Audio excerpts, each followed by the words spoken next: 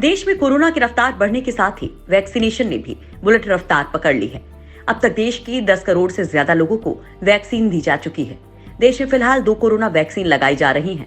भारत को वैक्सीन का किंग भी कहा जाता है क्योंकि दुनिया की सबसे बड़ी वैक्सीन निर्माता कंपनी भारत में ही है।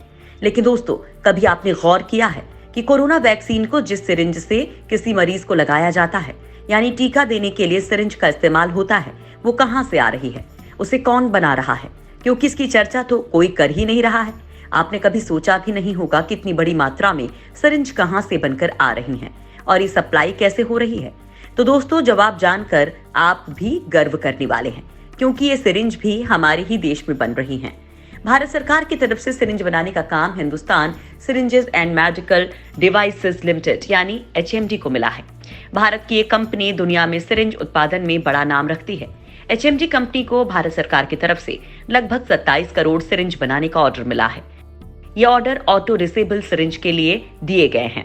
ये कंपनी कोजक सिरिंज के नाम से ऑटो रिसेबल सिरिंज बनाती है जो अलग अलग साइज में बेची जाती है।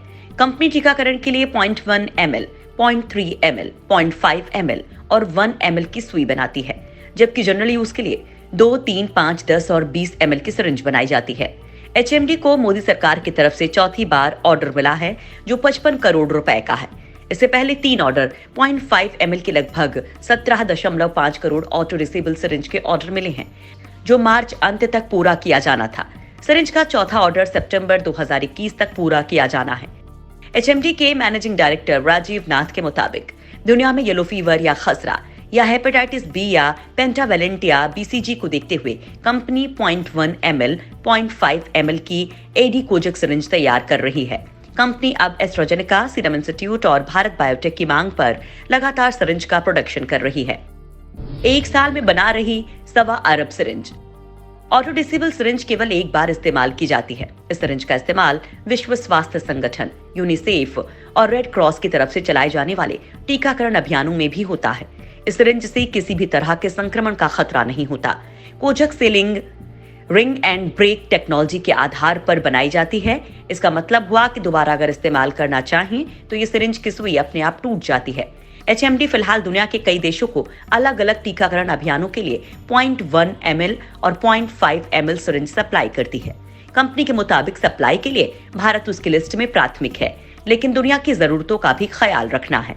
फिलहाल कंपनी अपने उत्पादन का 2/3 हिस्सा भारत सरकार को दे रही है। दिल्ली में स्थित ये कंपनी 2020 में कोरोना की शुरुआत के वक्त हर साल लगभग 50 करोड़ सिरिंज बनाती थी। अभी कंपनी ने अपना टारगेट बढ़ाकर 80 करोड़ रुपए कर दिया है, जिसे सितंबर 2021 तक 1.25 अरब के आसपास तक ले जाना है। कंपनी ने अप्रैल 2020 में समझ लिया था कि आगे चलकर सिरिंज की मांग बढ़ने वाली है।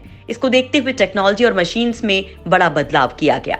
पिछले साल कोविड के चलते सैकड़ों लोग काम छोड़कर चले गए थे। बाद में इसकी भरपाई करने के लिए 1000 लोगों की भर्ती की गई। कोरोना वैक्सीन वाली सिरिंज की इतनी होती है कीमत। कोरोना वैक्सीन के लिए इस्तेमाल होने वाली एक AD सिरिंज की कीमत 2 रुपए के आसपास होती है। दुनिया के बड़े बड़े देशों में देखा जा रहा है कि संसाधन संपन्न होने के बावजूद वहां सिरिंज की सप्लाई पूरी नहीं हो पा रही है। अमेरिका और यहाँ तक कि यूरोपियन यूनियन के देश कह चुके हैं कि उनके पास सिरिंज की पर्याप्त संख्या नहीं है, जिससे टीकाकरण के काम में दिक्कत आ रही है। जापान के बारे में कहा जाता है कि उसने फाइजर बायोएनटेक की लाखों डोज इसलिए फेंक दी क्योंकि उसे देने के लिए सही सिरिंज का उत्पादन नहीं हो सका।